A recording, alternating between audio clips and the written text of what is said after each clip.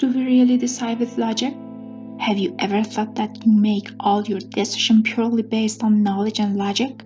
If you think so, then you must hear this story. In a grand university where the brightest minds studied, there was a professor known for his deep knowledge of human psychology.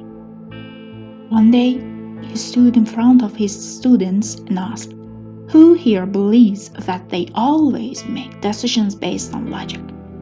Most of the students raised their hands with confidence. The professor smiled and placed 2 glasses of water on the table. One glass was completely clean, while the other had a slight cloudiness to it. "If you had to drink one, which one would you choose?" he asked. Without hesitation, all the students pointed to the clear glass. The professor nodded and said, "Interesting, but scientifically, both glasses contain purified water. The only difference is your perception." The class fell silent.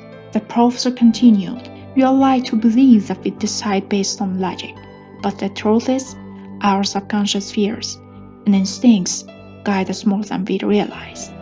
The illusion of control. A businessman spends months analyzing the stock market, but in the final moment, he follows his gut feeling rather than his conclusions. A scientist trained in data and facts still feels uncomfortable walking alone in the dark, despite knowing the statistical improbability of danger.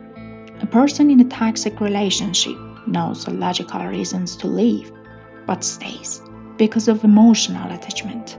Why? Because fear, instinct, and subconscious experiences shape our decisions far more than we admit. How to take back control. The professor then shared a powerful lesson. 1.